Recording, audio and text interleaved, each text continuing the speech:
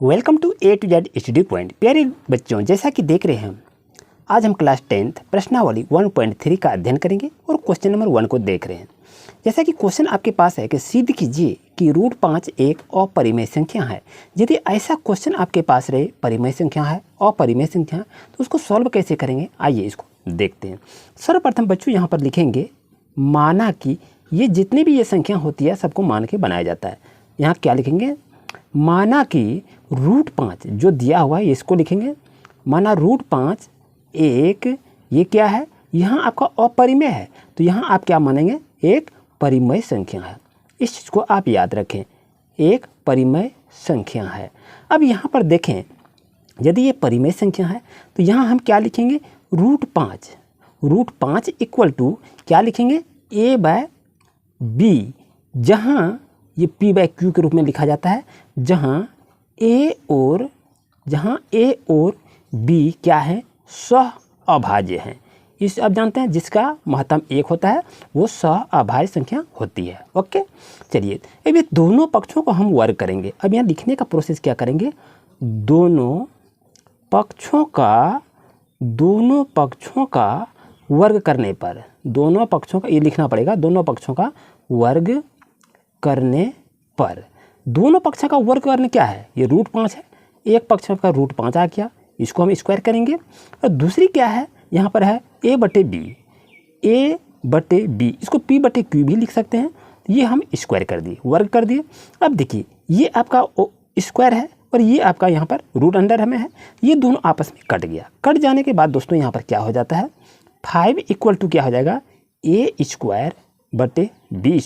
यदि यहाँ पर स्क्वायर है, ये भी इसको हटाएंगे तो ये स्क्वायर हो जाएगा, ऐसा हो गया। अब ये इसके साथ क्या करेंगे, गुना कर देंगे। तो गुना करने के बाद दोस्तों क्या हो जाएगा, यहाँ हो जाएगा 5b² इक्वल टू, यहाँ हो जाएगा a² हो जाएगा। अब यहाँ पर यदि देखें आपका इस तरह से प्रोसेस को यहाँ लाए, तो अब यहाँ पर देखें इसको कैसे सॉल्व करेंगे। यहाँ यदि आपके पास यहाँ देखिए 5b² हो गया इक्वल टू a² है, तो यहाँ पर क्या करेंगे, यहाँ का गुना में है, तो इसको हम फाइंड आउट करेंगे, b² इक्वल टू a² बटे क्या लिखेंगे, 5 लिख सकते हैं, यहाँ तक कोई दिक्कत नहीं है।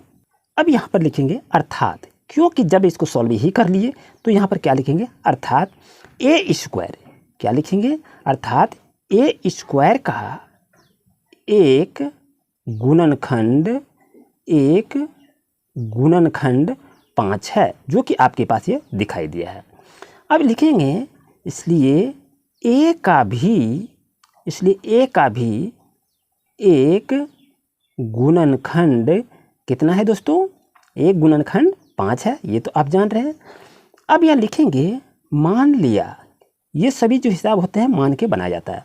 मान लिया कि a = 5n आपका होगा, जहाँ क्या होता है, जहाँ n का कोई पूर्णांक है जिसको हमको पूर्णांक में आ जाता है।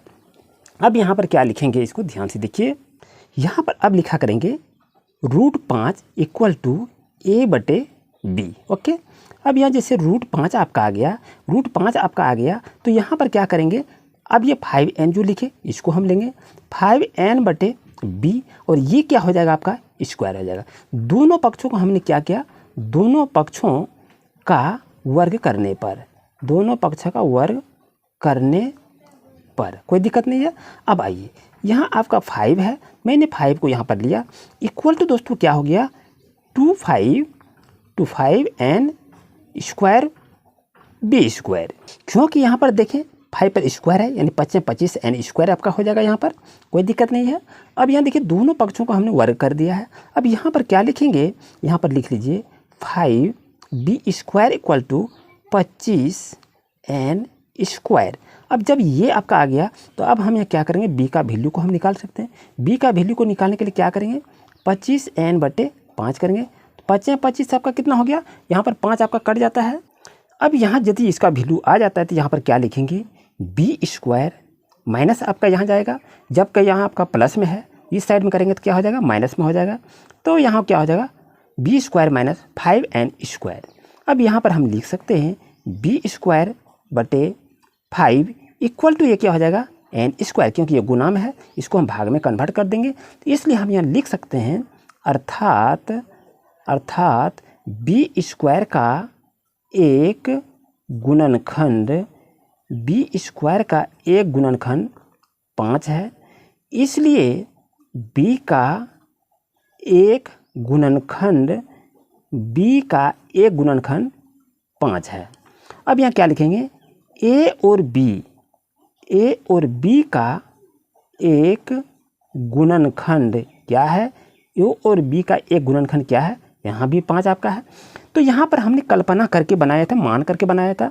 अब यहाँ पर लिखेंगे जो हमारी कल्पना, क्योंकि इसको मान के हमने बनाया था, जो कि हमारी कल्पना के विपरीत है। हमने माना कि परिमेय संख्या, लेकिन वो कहता है अपरिमेय है। तो ये आपका क्या है, ये विपरीत है कि a और b में एक के अतिरिक्त, यही ना है, एक के अतिरिक्त क्या है, एक के अतिरिक्त कोई उभयनिष्ठ नहीं है, उभयनिष्ठ गुणनखंड नहीं है, यही लिखना, गुणनखंड नहीं है। इसलिए क्या लिखेंगे, √5 एक अपरिमेय संख्या है। यही आपको सिद्ध करना था, बस आपका हो गया, इतना ही बस लिखना है। आई होप कि आपको अच्छी तरह समझ में आ गया होगा। अब चलते हैं क्वेश्चन नंबर 2 पर। जैसा कि देख रहे हैं प्यारे बच्चों, सेकंड क्वेश्चन है, सिद्ध कीजिए कि 3 + 2√5 एक अपरिमेय संख्या है। तो इसको भी क्या करेंगे, उसी तरह से लिखेंगे जैसे आपको फर्स्ट में बताया। तो यहाँ पर लिख लीजिए, माना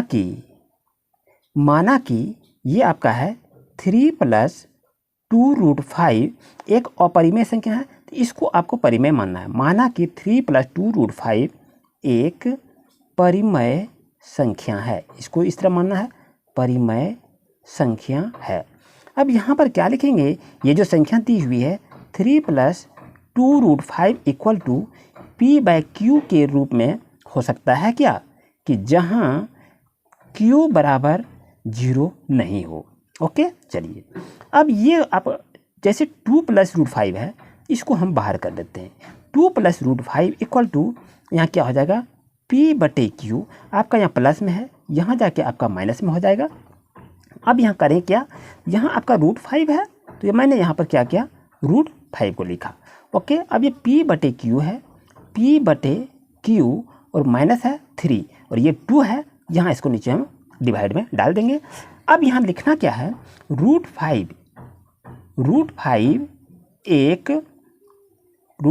एक अपरिमेय संख्या है, तथा p/q - 3/2 एक क्या है, एक परिमेय संख्या है। ओके, अब यह करें, देखिए अपरिमेय संख्या बराबर परिमेय संख्या, अपरिमेय संख्या बराबर परिमेय संख्या बराबर होता है क्या, ये तो असंभव है, कभी होता ही नहीं है, असंभव है। अतः यहाँ क्या लिखेंगे, अतः हमारी कल्पना या अवधारणा जो भी लिखो, हमारी कल्पना गलत है। इससे यह सिद्ध होता है कि जो संख्या दी है 3 + 2√5 एक क्या है, अपरिमेय संख्या है। यही आपको सिद्ध करना था, अपरिमेय संख्या। प्यारे बच्चों, ये क्वेश्चन आपका कंप्लीट हो गया। जैसा कि देख रहे हैं 3 नंबर क्वेश्चन आपका है, सिद्ध कीजिए कि निम्नलिखित संख्याएं अपरिमेय हैं। जैसा कि देख रहे हैं क्वेश्चन नंबर 1 है, 1/√2 है। तो इसको बनाएंगे कैसे, चलिए इसको बनाते हैं। तो यहाँ पर बच्चों लिखेंगे, माना कि 1/√2 एक क्या है, यहाँ परिमेय संख्या अपरिमेय है, तो यहाँ लिखना होगा आपको परिमेय संख्या है, यानी इसका उल्टा परिमेय संख्या है। ठीक है, अब यहाँ लिख लीजिए 1/√2 बराबर p/q, जहाँ q बराबर नहीं है 0। ओके, चलिए अंक को अब हम पलट देते हैं। अंक पलटने पर यदि इसको अंक पलटते हैं तो क्या होता है, √2 बराबर क्या होगा, Q/P होता है। अब यदि हम इसको ऐसा लिखें तो यहाँ पर चलिए हम क्या सॉल्व कर सकते हैं कि √2 क्या लिखेंगे, √2 अपरिमेय संख्या है, अपरिमेय संख्या है, और Q/P एक क्या है, ये आपके परिमेय संख्या है। क्या है, ये परिमेय संख्या है।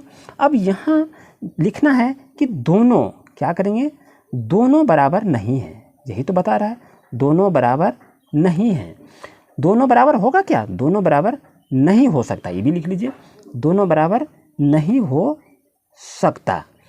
तो क्या लिखेंगे, इसलिए 1/√2 एक अपरिमेय संख्या, बस इतना ही लिखना है और कुछ नहीं लिखना है, अपरिमेय संख्या, ये आपका प्रूव हो गया।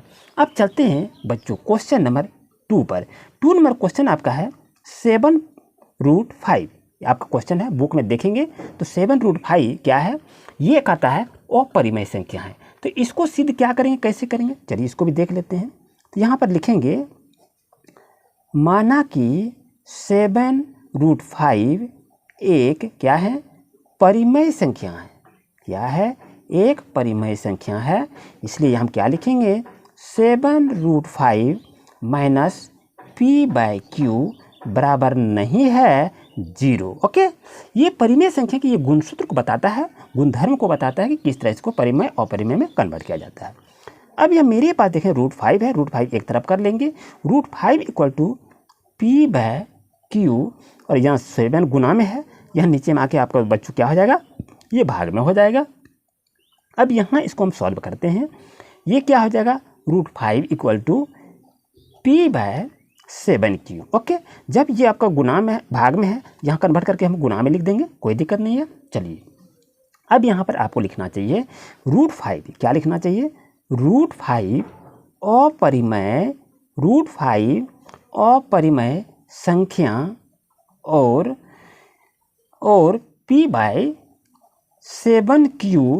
P/7Q परिमेय संख्याएं हैं। ओके, ये √5 अपरिमेय संख्या है और P/7Q ये क्या है, परिमेय संख्या है, क्योंकि परिमेय संख्या को P/Q के रूप में हम लिख सकते हैं। ठीक है, अभी चलिए इसको लिखेंगे, दोनों बराबर नहीं है, ये भी लिखेंगे, दोनों बराबर नहीं हो सकता है, दोनों बराबर नहीं हो सकता। ओके, चलिए अब यहाँ पर लिखेंगे, दोनों जब बराबर नहीं है तो यहाँ पर क्या लिखेंगे, अतः हमारी कल्पना गलत है, हमारी कल्पना गलत है, इसलिए क्या लिखेंगे, 7, इसलिए बच्चों यहाँ पर लिखेंगे 7√5 एक अपरिमेय संख्याएं हैं। बस यही आपको प्रूव करना था, आपका हो गया। आइए चलते हैं क्वेश्चन नंबर नेक्स्ट पर। जैसा कि देख रहे हैं 3 नंबर क्वेश्चन आपका है कि 6 + √2 ये क्या है, वो परिमेय संख्या सिद्ध कर रहे हैं। तो चलिए इसको बनाएंगे कैसे, इसको भी देख लेते हैं। तो इसको यहाँ पर लिख लेते हैं हल, इस तरह लिख कर आप यहाँ शुरू करेंगे। माना कि क्या लिखेंगे, माना कि 6 + √5 एक क्या है, एक परिमेय संख्या है, एक परिमेय संख्या है। तो इसको आप क्या लिख सकते हैं, और 6 + √5 बराबर P/Q, जहाँ Q बराबर नहीं है 0 का। ओके, चलिए अब यहाँ रूट को एक तरफ हम ला देते हैं, √2 = P/Q, अब यहाँ प्लस में है तो बॉर्डर के पास जाएगा तो क्या हो जाएगा, माइनस हो जाएगा। अब बच्चों यहाँ पर लिखेंगे, क्या लिखेंगे, आपको अवधारणा को लिखना है, लिखिए √2 अपरिमेय संख्या है, √2 अपरिमेय संख्या है, और P/Q -6 एक क्या है, एक परिमेय संख्या है। ओके, और ये क्या कहता है, दोनों बराबर नहीं हो सकता, यही नहीं होता है, दोनों बराबर नहीं हो सकता, क्योंकि ये परिमेय संख्या है और वो अपरिमेय संख्या, दोनों बराबर नहीं हो सकता है।